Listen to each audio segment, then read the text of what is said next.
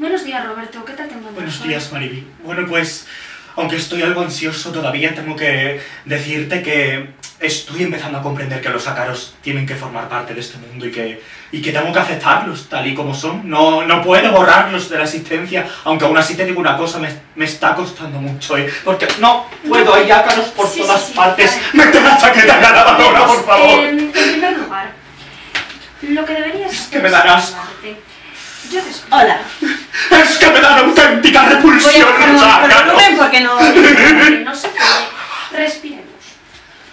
Bueno, así mejor. ¿Creéis que la psicología se basa solo en el psicoanálisis? Yo creo que no. Os vamos a explicar un tema bastante interesante sobre la psicología social. En la psicología social hay varios ámbitos, entre ellos la psicología cognoscitiva. Nos centraremos en un tema de especial interés, como es el de los falsos recuerdos y sus consecuencias. Cuando hablamos de falsos recuerdos nos referimos a unos recuerdos implantados en un acontecimiento que una persona cree que realmente ha ocurrido, pero en realidad ese acontecimiento nunca ha sucedido.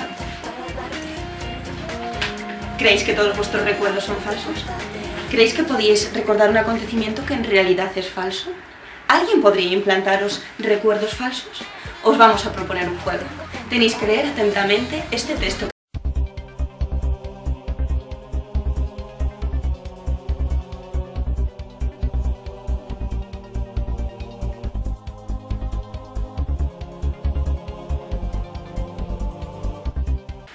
Para introducir este tema sobre los falsos recuerdos, os vamos a contar un ejemplo muy famoso sobre nuestro querido psicólogo Piaget. Piaget es un psicólogo muy prestigioso sobre la psicología cognitiva y ha estudiado mucho la inteligencia. Tenemos a un invitado muy especial que vamos a probar si podemos contactar con él. Está en la Universidad de Salamanca. Juan, ¿me oyes, por favor? Sí, gracias, Patrick. Bien, pues yo voy a hablaros de uno de los ejemplos más famosos sobre el falso recuerdo. Dicho ejemplo corresponde a un famoso psicólogo llamado Jean Piaget. Y cuenta Piaget en uno de sus escritos de forma literal. También está la cuestión de las memorias que dependen de otras personas. Por ejemplo, uno de mis primeros recuerdos se fecharía, si fuera cierto, antes de haber cumplido los 2 años. Todavía puedo ver con toda claridad la siguiente escena en la que creí hasta los 15 años cumplidos. Estaba sentado en mi cochecito y mi niñera me paseaba por los Campos Elíseos, cuando un hombre intentó raptarme. Quedé retenido por el cinturón que me sujetaba al asiento, mientras mi niñera intentaba valientemente protegerme del raptor. Ella recibió varios arañazos. Aún puedo verlos vagamente en su cara. Luego la gente se agolpó en torno nuestro. Llegó un policía con una capa corta y un bastón blanco, y el hombre huyó. Puedo ver aún toda la escena, incluso situarla cerca de la estación de metro. Cuando tenía unos 15 años, mis padres recibieron una carta de mi anterior niñera, diciendo que se había enrolado en el ejército de salvación. Quería confesar sus faltas, y en particular devolver el reloj que se le había dado como recompensa en aquella ocasión. Bien, había inventado toda la historia del rapto, haciéndose ella misma los arañazos. Por consiguiente, yo debía oír, cuando era niño, debido a que solo tenía 2 años, un relato de esa historia en la que mis padres creían, y la proyecté en mi pasado en forma de recuerdo visual. Lo que hace más interesante este relato es la descripción que hace el psicólogo Jean Piaget y los detalles que ofrece en él, aun siendo completamente inventado, en este caso por su niñera o por sus padres. Presumiblemente este recuerdo estaba proporcionado por datos verbales y visuales. De este modo, la anécdota de Piaget supone un ejemplo de cómo se puede sugerir verbalmente un recuerdo visual falso. Y podríais pensar que esto se da porque era un niño, era pequeño y tiene una mente más sugestionable. Pues bien, esto no es así. Y no es así porque los falsos recuerdos o falsas memorias pueden darse también y se dan en personas adultas. Y aún más, de una forma más fácil de la que creéis. Para que esto os quede más claro, hemos enviado a uno de nuestros mejores periodistas, Edward Purcell, a Inglaterra. Allí va a entrevistar a Daniel Schacter, que que es un antiguo director de la Universidad de Harvard del Departamento de Psicología. Este hombre es famoso por su libro Los 7 pecados de la memoria, en el que trata el tema de cómo la mente recuerda y olvida. Ya puedes sentar.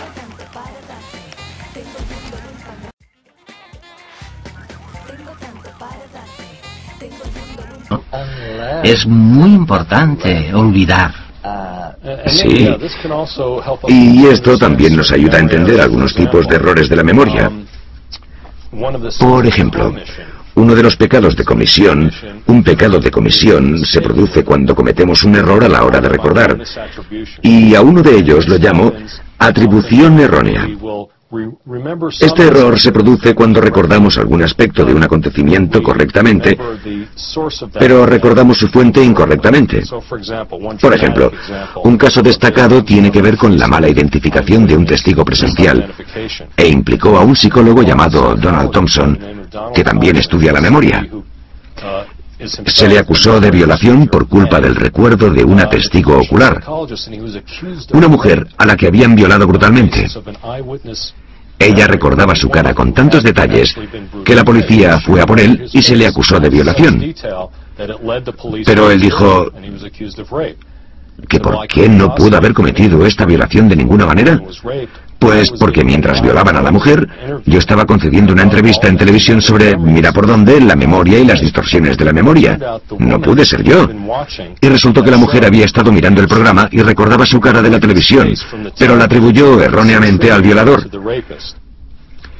Este es un ejemplo bastante extremo de atribución errónea. Pero todos cometemos este tipo de error alguna vez. De hecho, podría hacer que cometieras un error de atribución errónea en los próximos minutos. ¿Podrías? No.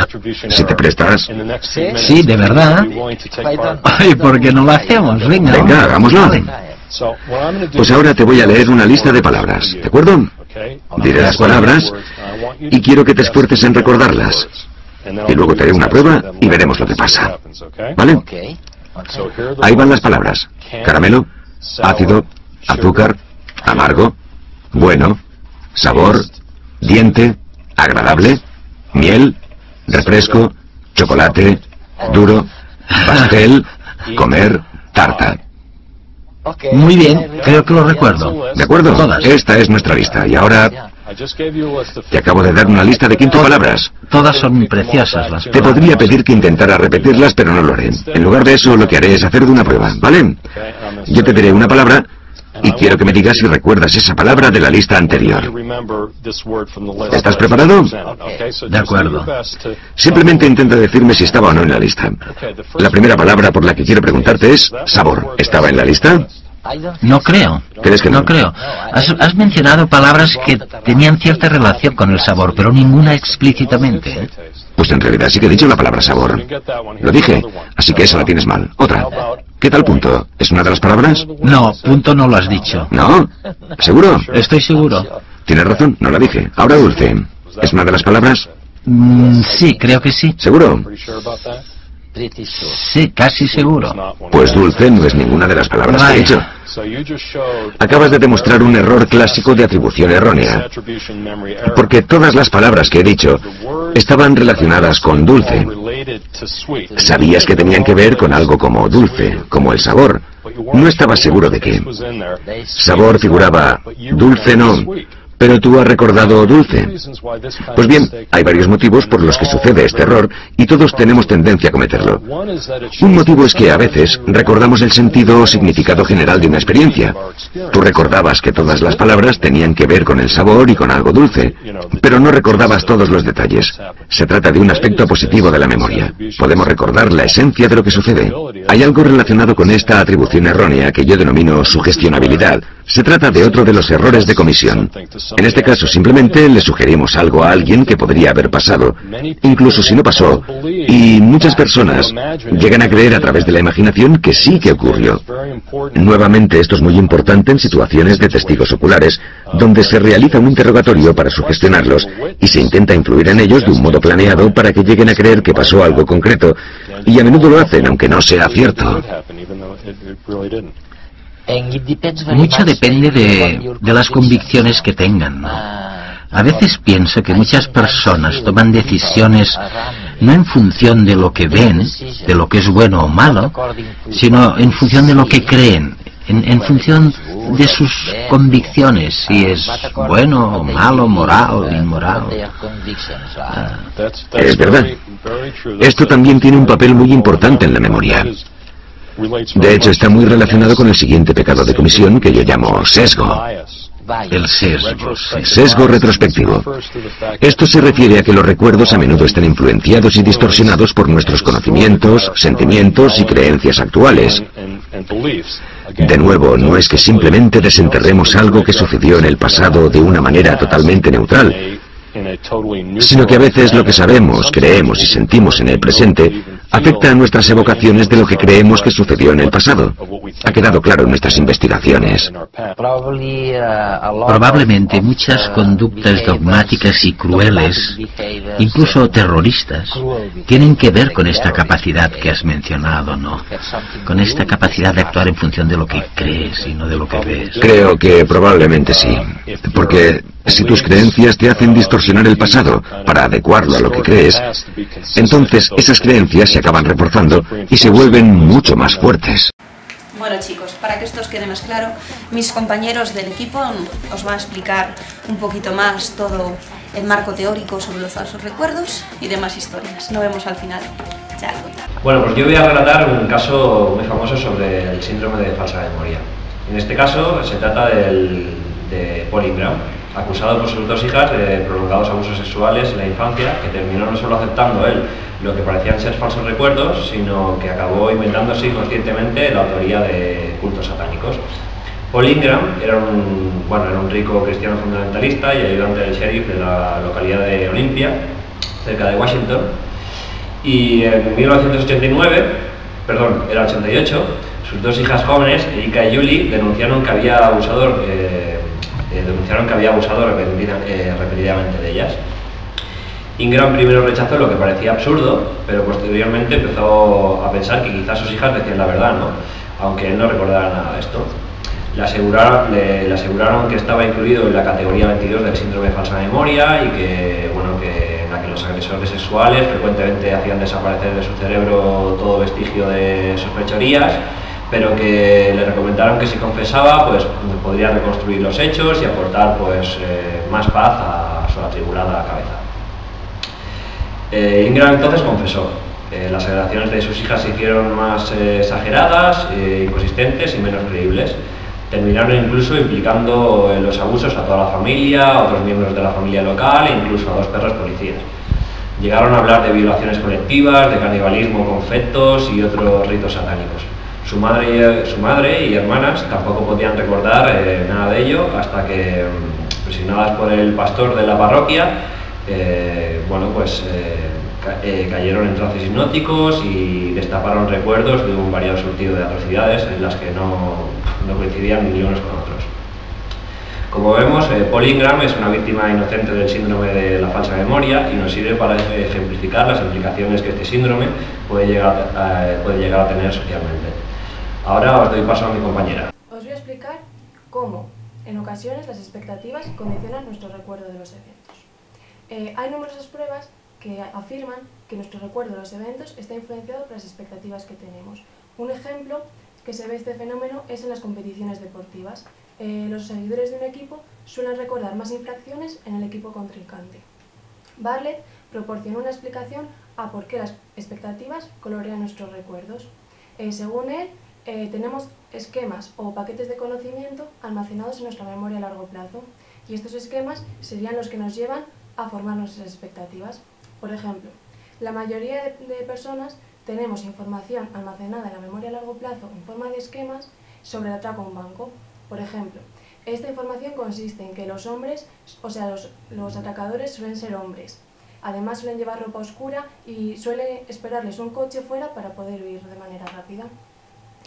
Según la teoría de Bartlett, el recuerdo implica un proceso de construcción en el que toda la información relevante, incluida la que está basada en esquemas, se utiliza para reconstruir los eventos de manera detallada.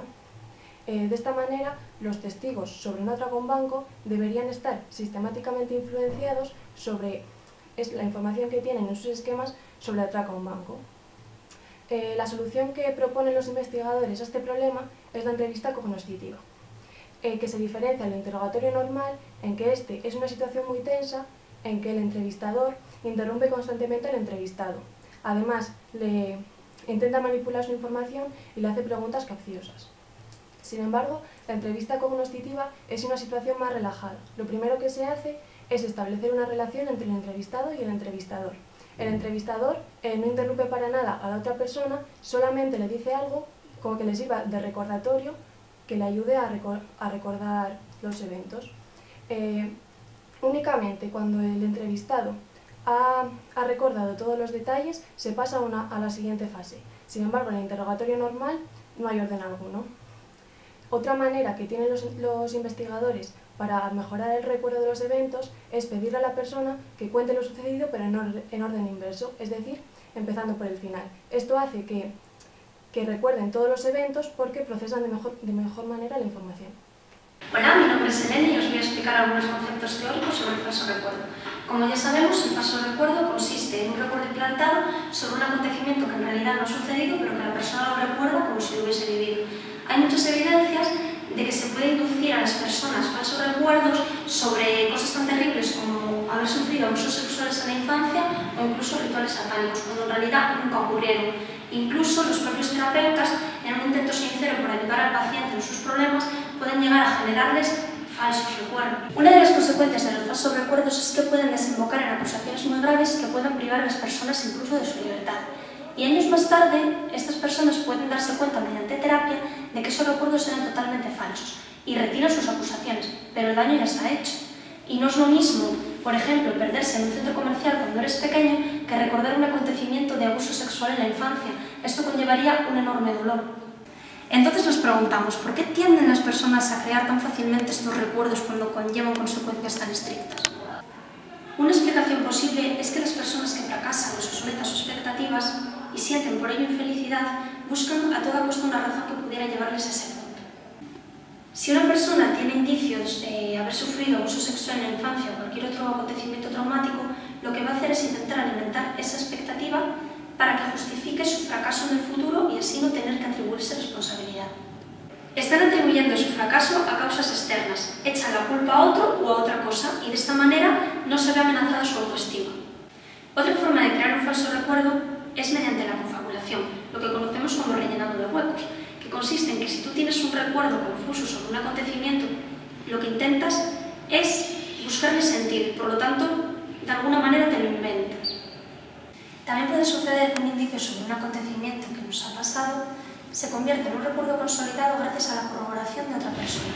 Es decir, que esa persona afirme que en realidad ese indicio que tenemos es un recuerdo consolidado, que puede ser totalmente falso. Bueno, y para terminar, retomaremos el texto del principio. Para medir vuestra comprensión lectora, vamos a plantearos una serie de preguntas.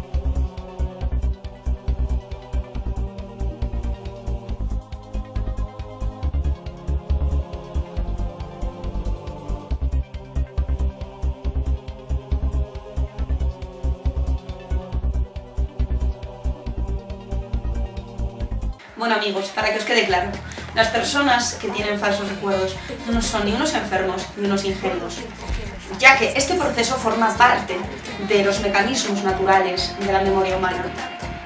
Esta memoria humana fabrica recuerdos a partir de la experiencia y también a partir de situaciones vividas como reales. Así que no os preocupéis y si tenéis algún falso recuerdo, no pasa nada. Por cierto, ¿recordaríais cómo era mi primer jersey? Chao.